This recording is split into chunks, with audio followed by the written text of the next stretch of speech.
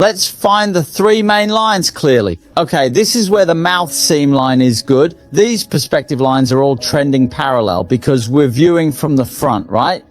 From the front view, they're parallel lines good. We've found it, right? Okay, next up, let's analyze further, students. Don't rush.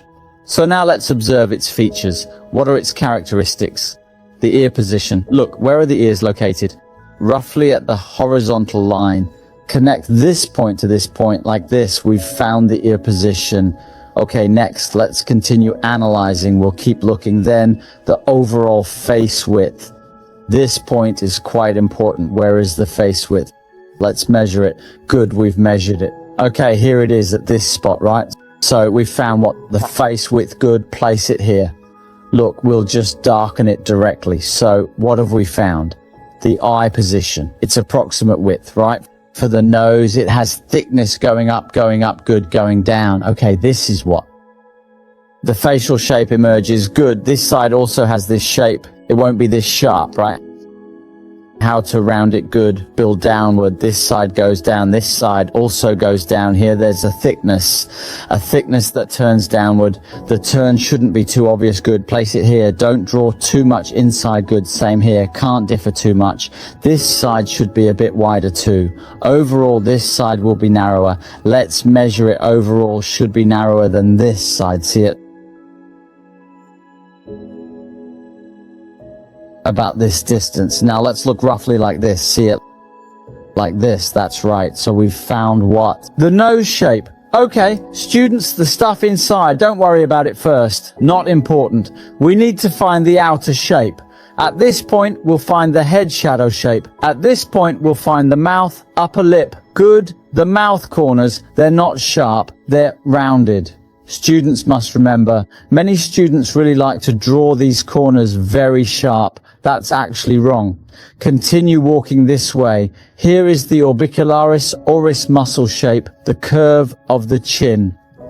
Good. After capturing this form, the position of the cheekbone next will continue with the facial structure.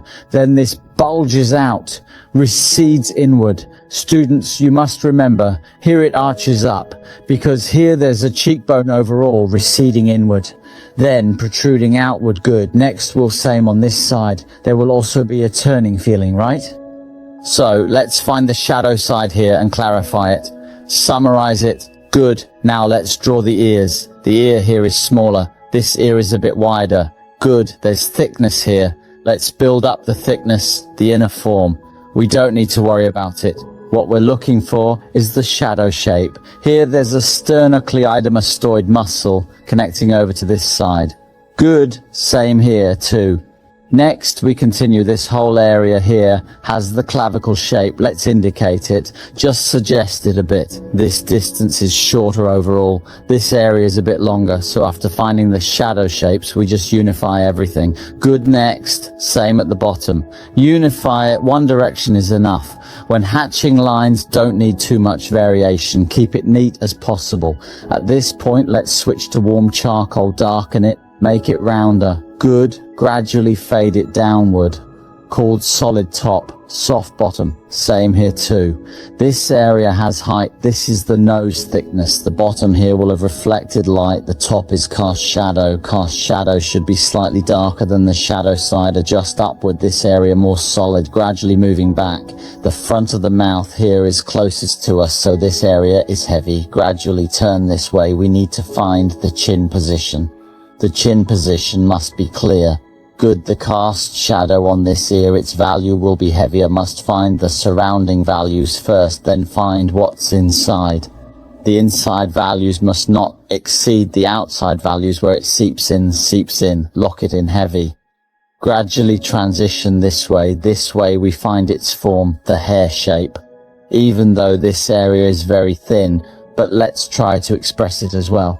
The shape of the chin, slightly pull it in. There's a color block here. This is the pectoralis muscle, a color block that curves like this. Heavy, slowly transition upward. This area is the whole bulging feeling you see, right? Slowly pull in toward here, go this way, come this way. Here is the shadow side. This area is the cast shadow shape. Its tone is different. Good, same thing here. The color here is different from there. This side is purely a cast shadow tone, right? So the color here will be slightly more gray. So we'll go heavier here.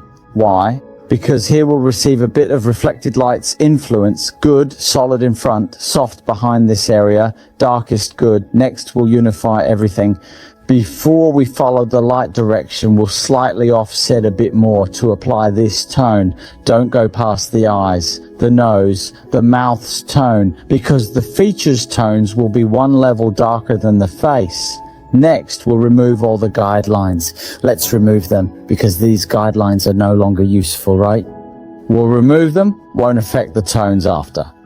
Because what we're doing next is working on its light, grey and dark layers. We need to find all the grey planes and identify them clearly. For the sketch, I'm now switching to hard charcoal. The brow bone's direction comes toward here. Here also has direction. Good. This area is a side plane shape. The side plane's color is heavier. Good. So we'll create two shapes. These two shapes are they're half turn planes, which is its grey plane. Lightly apply it. Good. Next, our forehead now has light grey and dark layers, light grey and dark layers. Of course, the tone on this plane must be darker than the plane above, much heavier. Let's draw the nose too. The nose has one plane facing the top, two planes facing the sides. First, how do we find the nasal bone? This whole area must protrude. The most prominent part is the tip of our nose. That's the grey plane layer. Good, draw this side a bit lighter. That way it will bulge out next. The mouth is the same. For the mouth, this whole area bulges out. Both sides need to be grey. So here, because there's a cast shadow here, so it's covered up, but we still need to show it. Between the planes, we add a small grey plane. First, let it turn, same thing here. Although it's small, it must be there, right? Good, okay, same here. Turning this way, this is a light grey plane. Don't make this color too dark, good, right? This way we found it, place it here. So next we need to find the face's grey planes, right? Now the whole face feels flat, so how do we find them? Actually, it's simple. First we start from the zygomatic bone. Turn from here to there, the parietal bone. This is the bottom plane. Then we'll add a grey plane layer. The chin also has its grey plane, light plane, grey plane, dark plane layers. We add a layer. Overall, this is a front to back relationship, so the back should be overall grayer. Connect it first. Just show it slightly. This is the front. This is the side. The side color will be one layer darker. Here there will be some hair direction. We'll generalize a bit. Don't draw too much. The more at this stage we just generalize slightly. Don't pick at it. Overall slightly grayer. This way the sense of volume comes out. Light gray, dark layers, light gray, dark layers. Make each layer clear. This is the sternocleidomastoid area. We'll indicate it slightly. It has a plane. Good. Just use this small paper stump. Whether it's the head shadow shape or the fabric line shape. Find all the dark plane shapes clearly, then unify with tissue, because after rubbing with tissue it feels more transparent. This is a grey plane. We just gently rub with our hand. Hands are easier to control, right?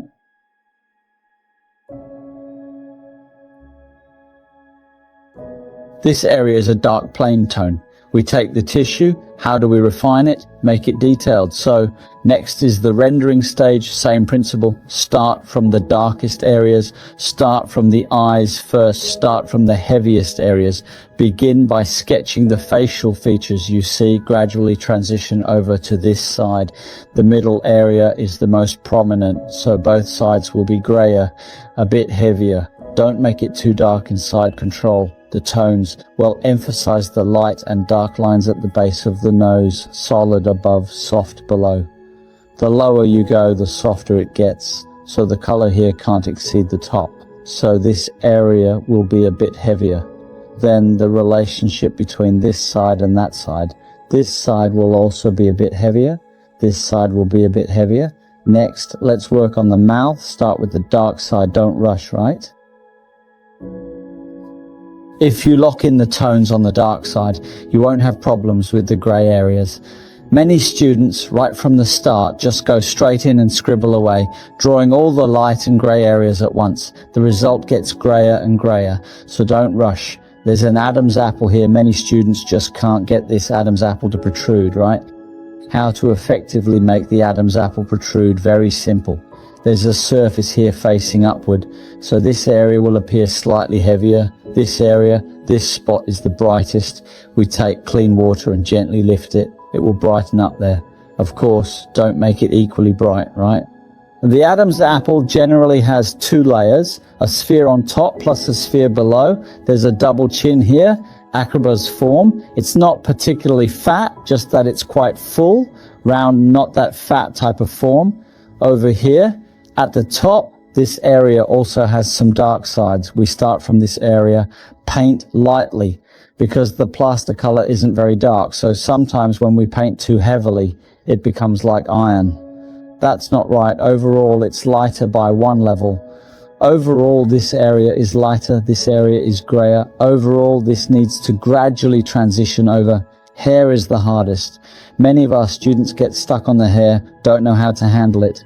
So at this point, we need to calm down, observe more. Look at the direction of our hair. It doesn't need to be the same for every strand. You just need to find the general characteristics, round it out. The further you get here, its difficulty level increases a bit, but we must calm down and observe the direction of each strand of hair. Gently move your hand to blend. This way it will soften that area.